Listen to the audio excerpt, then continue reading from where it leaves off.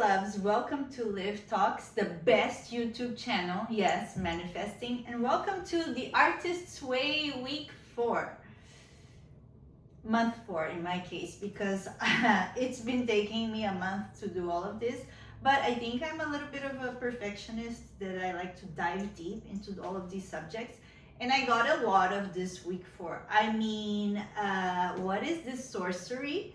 Just to begin with, if you know this about me, I'm a shopaholic, right? I love shopping. I stopped loving shopping. This is insane. I've done all sorts of exorcisms and spiritual practices, ayahuasca, you name it, with the intention to stop shopping, always forcing myself to stop shopping. Didn't make it. I mean, I did not stop shopping yet. Let's say this very clearly, because I do get stuff, I shop and everything. But I used to have this obsession with shopping. It was something I needed to do because it just kind of it was like my little guilty pleasure. And now it is not a pleasure anymore. It kind of is like, oh, I need to buy something. I need to go shop. Okay, I'll shop it because right now I need to get this thing but it's no longer this ooh, I need to shop, yum, yum, yum, And subsequently, oh, I said that kind of right. I don't know what other sorcery this created inside my psyche, that I went into my closet one day and I just started taking out all of these outfits that I was never gonna wear, that it was just not possible. I started feeling their smell. I didn't smell them before. Everything was fine. I thought all these outfits I had accumulated throughout years and years and years of trying to become somebody that I was not, or visualizing myself as somebody that I wanted to be, but never really fully arriving into what I was truly. And I couldn't really differentiate or discern what was going on. And so I just kept having outfits that I bought on sale, first of all, because of my shopaholic tendencies. So most of these outfits were a result of an addiction, of a lack that I felt inside of myself. And then I was trying to make sure this lack was fulfilled by shopping, revealing a little bit of my lack, scarcity mindset, that a lot of these outfits I got on sale, not because I loved them, not because anything, but because they were on sale. So I started going through my closet. I was just obsessed. I don't know, some kind of demon took over me. And I was like, I like this demon. Yes, it felt like my mom took over me. And maybe now that I'm talking about it, I'm reflecting. Because my mom was always a minimalist. And maybe to be a rebel against my mom, I became a maximalist and couldn't really get rid of things. Because in your childhood, you see your parents behave and then subconsciously you either decide to behave just like them, but you never notice that, or you try to flip the coin and be the opposite of them, but you also never notice that. Like I'm telling you, I just noticed that I was doing exactly the opposite of my mom, and so I'm thinking I was being rebellious. Whatever the reason was, I cleaned a third of my closet.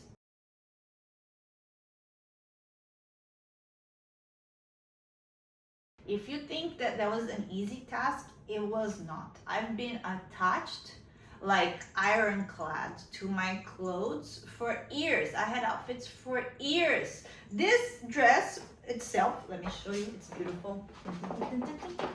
I've had this dress for, I would say, at least 7 years. With a tag, never used it. Using it for the first time now because I said either I use it or I get rid of it, because it's brand new and it was bought on sale, but I do think it fits me and I like it. It's a high quality dress, so I'm keeping it. I'm using it and then I'm deciding what to do. But mostly I was just picking up clothes and I'm thinking, what am I thinking? Who is this person that bought this and keeps this? Who's the person that's gonna use it? Who are all these people that are, contributing to this closet? It was quite the identity shock, because February, I moved to a new home, and the whole guest room, I had the whole trouble. My arm is hurting me from drilling racks on the wall so I could create my dream closet, And so I could put all my clothes where I could see them so I could use them. But I guess the process was, now that I saw everything, because most of the time these clothes that I didn't really use, I would just put in a suitcase and say, oh, I'll keep it for later, I'll keep it for later, I'll keep it for later. And maybe that's also significant of our feelings, like we keep those for later in a suitcase hidden. But this time my goal was very clear: have all my clothes visible so I can use them. And once they were all visible, I guess I realized that I didn't need them all and I didn't want to use them all. And honestly, it was so easy. I didn't even have to do the Marie Kondo. It was just, I would pick up the clothes, the outfit, and it would be either a yes or a oh, hell no. It was like a visceral reaction almost. And I never had that before, so I'm very grateful. I believe that this means that I removed a lot of layers, you know, of illusions, which I think that's the goal of this book, which makes me think about another book that I read about artists. It's called The Big Fish. And The Big Fish was a book about removing the surface ideas of your creativity so you could get to the bottom, because only in the bottom of the ocean is that you can find the most rare, special fishes, the big fishes. But for you to go deep, you need to like learn how to fish the tiny fishes at the surface, you know. So I feel like this is what this book does, as any kind of psychological process of individuation, of growth, of alchemy. It's like you remove the layers one by one to reach the essence as a creator. I believe that this is giving me a lot of perspective and a lot of coherence. The word of this month that I was able to go through the month from last month, I was in, and I still am in troubles at work in the 3D. It kind of got worse, so more things came to the surface. It didn't really improve. I'm not gonna tell you that I'm victorious in any situation outside of me, but I feel like inside of me, throughout revealing all of these things, the word that I can identify with, that I feel aligned with now lately, is coherence. Coherence as in, I am more aligned with who I am. You know, I don't have all the extra outfits or the extra thoughts or feelings. And it has been a process, a deep process. And I have cried a lot, but less in the victim state and more in the release state. If you have been doing some sort of inner work, you will understand that there are many ways that you can release your emotions. And once you take crying as an active way of releasing your emotions, crying no longer is a way to remain as a victim. As I have used many times crying to just stay in a victim state, stay in like a low consciousness, and to feel sorry for myself and pity for myself. And that hurts. It hurts a lot, and I don't think it improves things. Slowly you release, but if you are consciously using tools like crying to feel the feelings and release them, wow, it's really good. So let me go back here to week 4, recovering a sense of integrity. You know, it's talking about feeling your real feelings and not just the official feelings. And I think last week, month to me, translation in my Livia time, the week is a month. And apparently the years don't really pass that fast for me, because I turned 45 from the last video to this video. I turned 45 and I don't feel 45, and I don't think I look 45, but you know, you tell me if I'm delusional. And it doesn't matter to me anyhow, because I do feel 10 years younger, so time goes slower in a way and faster in a way. I don't know. Anyhow, recovering a sense of integrity. And how funny that now that I said the word coherence, and this is the word integrity, that was exactly what happened. Integrity is when you are one with your thoughts, your actions, your decisions, what you wear, what you say, what you think.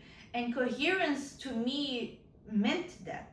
Because I was just battling with a lot of wars inside of myself, right or wrong. Even with the situation at work, I've been like, oh, I'm angry at this, but I want to be peaceful at this, and I want to... So I've been battling with a lot of duality, and the duality is coming from all these feelings, and the feelings of I think there's the surface feelings of righteousness and anger, and and then there are deeper, more refined feelings if you go into like higher in the emotional scale of wanting to have kindness. One of the things that I battled this week was, how can I have justice and have kindness? How can I say my truth but stay in compassion with the heart open? If my truth is that I'm angry, and I was trying to see, how did Jesus do it? How was he able to? I think in the Bible it says that he turned the table and was angry at everybody, but he still had compassion.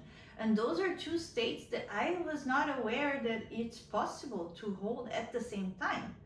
And this is what coherence to me is when you are coherent with your anger, you can be loving. I think I'm still developing this, but I know that a lot came out to the surface. Feelings that I wasn't aware that I had. And well, I here extreme emotions of any kind. I guess yes, I still haven't been perfect, and I will not ever be, I guess, with the morning pages. I've done a few. I didn't do a lot, but I do write here and there, everywhere. So I'm giving myself the excuse that I'm a writer, and this whole morning pages is a little bit more chaotic process for me.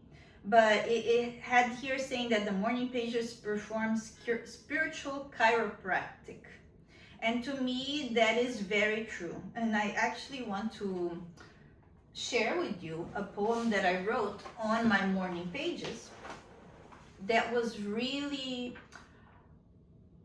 giving me a lot of clarity about what happened last week when I was discovering my inner child and the way that I needed to heal her, and how I was connecting to now understanding that to become an adult, I need to be coherent within myself, and I need to have a clear sense of self, of what are my values, what do I choose, what kind of feelings do I want to express and have. And that's what it says. I know I go back and forth, but what can I say? This is how my mind works. It says here, as we clarify our perceptions, we lose our misconceptions. As we eliminate ambiguity, we lose illusion as well. We arrive at clarity, and clarity creates change. That to me is very important, because I've been feeling lately that the acceleration of my process in this individuation process or ascension process, it's been fast lately. It's like, oh, I get it. I get the lessons. Like, oh, I get it. Not only I get this lesson, I understand why this lesson is here and what's coming next. It's been really good. Like the clarity that I've been getting with the clothes that I had to eliminate from the closet was just so clear. And I never had that clarity before, this discernment, this visceral discernment. Look at that choice of words. And it says here that in order to have self-expression, we must first have a self to express. That could not be more true for me, because we just passed a new moon in Gemini, which was all about expression. Self-expression is very important when you understand who you are and your truth, because if you're just gonna speak out of your expression from your lowest feelings, from your unexamined ego, from all of the fears and survival modes that you have activated, instead of doing the work to elevate yourself to a place of truth and coherence, your self-expression may not be what the world needs. Not that I want anybody to zip it. I just feel like it's more important that we can do the alchemy inside of realizing what is our truth, because once you say your truth, then it lands. Then it's true for everybody. Once we are self-expressing and it's not our truth, it's our mind, it's our ideas, it's our pain, whatever it is, it just doesn't land. It becomes a problem. And you will see, once you reach coherence, which is a very sublime state, I'm not fully there yet, but I'm experimenting with it, and I'm feeling what it feels like to be in coherence and to say my truth. And I see the difference between, oh, I'm here, da da da, dee dee dee, and I'm here. This is my truth. Oh, it's night and day. Maybe both are required to live in this human experience. And I guess it's a transition until I reach my full truth and I'm just in my truth. But I also see what I need to let go, what I need to, be clear on with my boundaries, with my values, to hold that coherence, to hold that truth, and stay in my power. Oh, it's not for the faint of heart, this journey. Let me tell you that. And maybe that's why it's taking a little bit more time for me. It's truly spiritual chiropractic. But what is happening is it is giving me a sense of self a lot more stable, a foundation of who I am and what I stand for, and fully understanding and being responsible for all of the things that I express and that I feel. And it's no longer like chaos. It's like I can be chaos, but I am responsible for my chaos. So I believe it's a higher layer, which also has brought me to more and more of, it says here, trusting the creator, and it's so funny how this is all going aligned with what I'm going through in the process of editing my book. It's just the same phase in all aspects of my life. And I even went to the psychic and she was like, yeah, it's hard to obey the creator, obey God, but it's getting easier as I remove the layers of illusion. Like, for instance, to obey God in removing the clothes from my closet.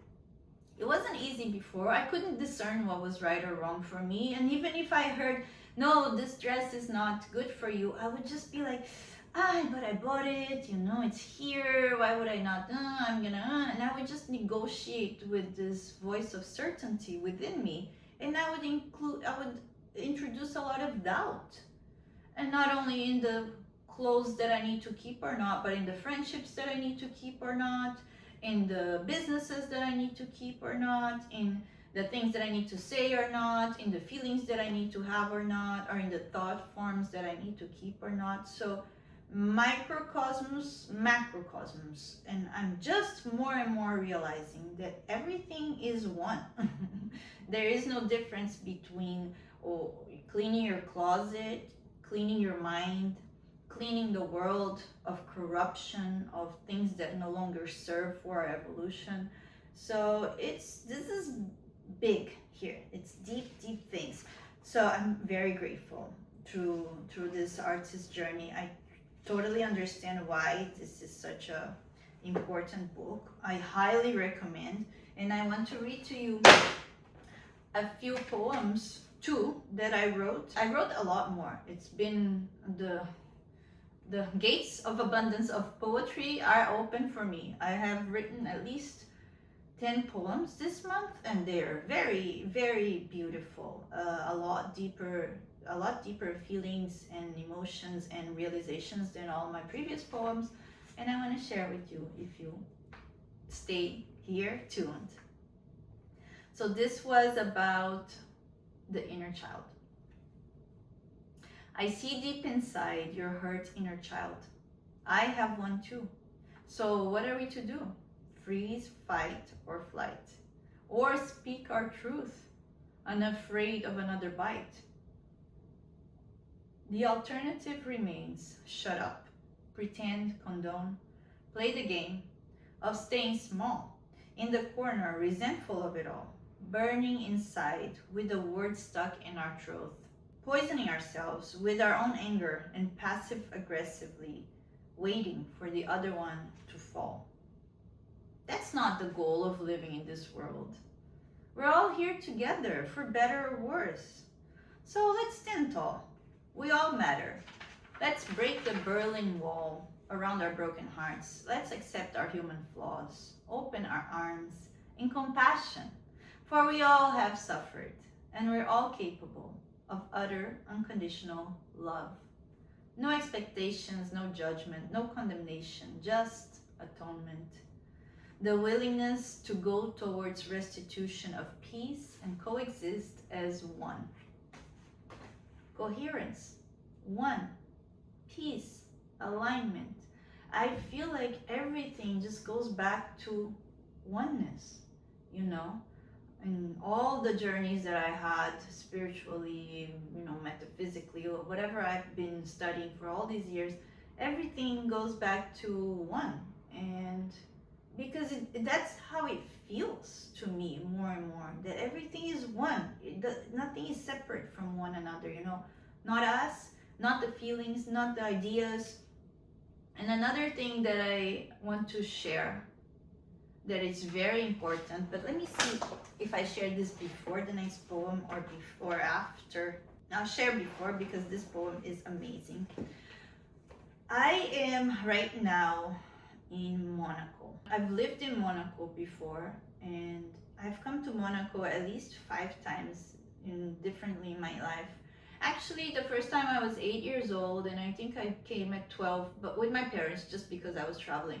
And this place, because it runs on my Jupiter line and my Mercury line on astrocartography, it also means that it's my place of expansion of ideas and of love, because my Venus is in Gemini, so the love line on astrocartography for me is Mercury. Jupiter is wealth and expansion. Venus is love. So it's not foreign to me that I've come to Monaco several times looking for my rich husband. Looking for this rich husband. I've come so many times. I came the first time consciously, as a child. I didn't know what I was doing. I was just following my parents. I came when I was 26, and then I fell in love with a random man and ended up in Slovakia in love with this man, and then ended up running away from Slovakia because it got too cold. And I was like, okay, I didn't come to Monaco to find love to end up in Slovakia, so no thank you. Then the second time I came here when I was 30, and I ended up moving here and living here for 7 months. And then my dad called me one day and said, hey, I'm dying, come take care of me. So it connects to the story of last month video. Go watch it. Yes, go watch it. It's amazing. And then we have then I came here again to visit some friends. Then I came here for work. And then I came here in 2023 with the full intention, like aligned, like I am here to find my rich husband. I'm gonna open all the dating apps. I'm gonna go on dates.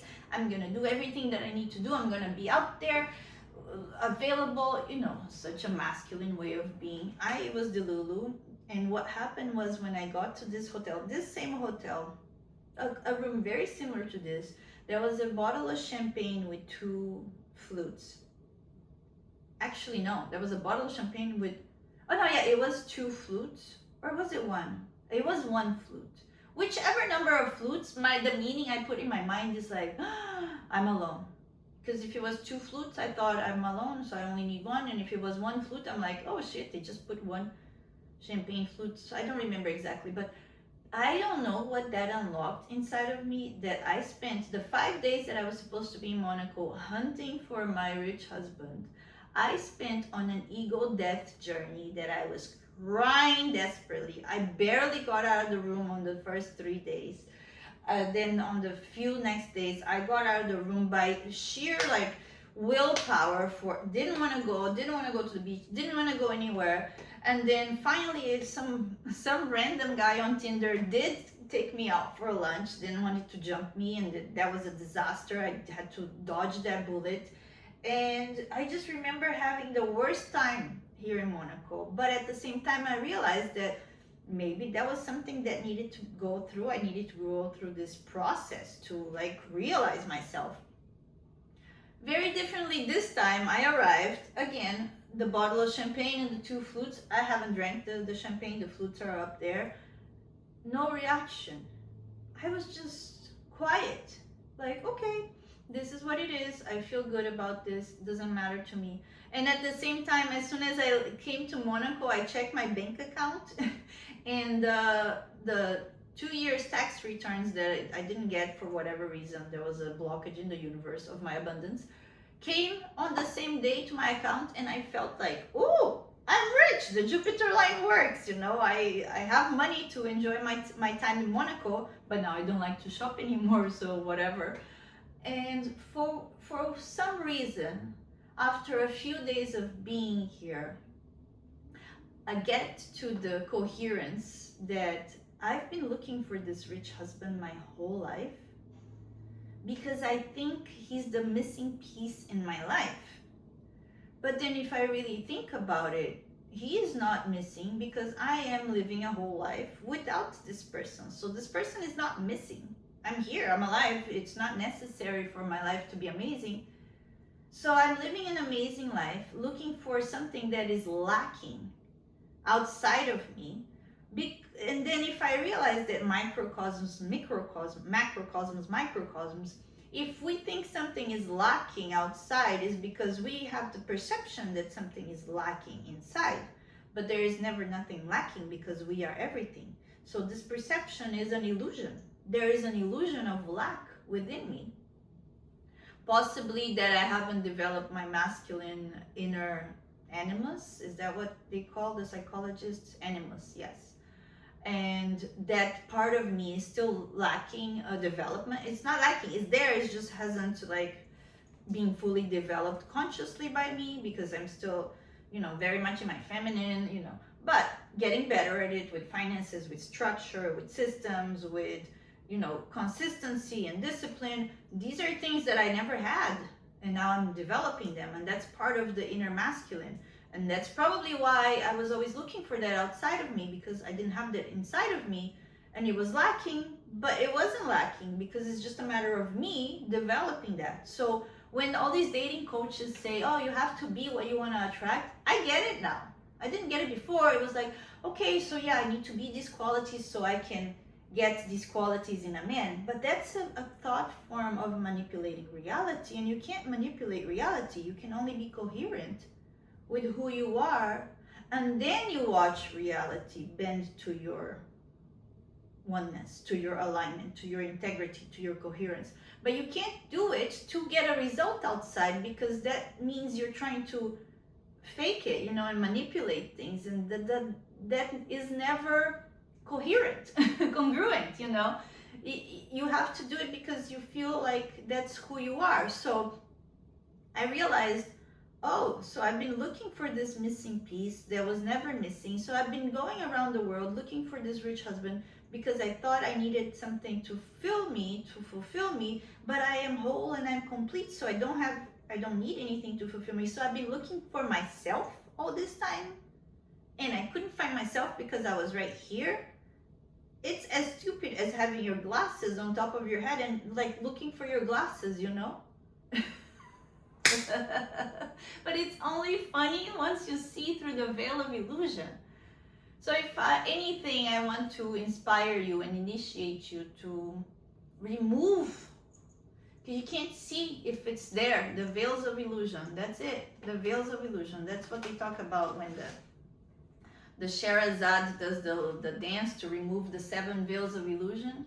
It's the work of getting to know yourself, the artist's work, the individuation process, the heroine's journey that I'm talking about in my book, the work of going deep within yourself, from the outside, from the distractions of the world. Come back to yourself, figure out who you are. You are the seed of your life. You are the seed, you are the soil, and you are the gardener of your life.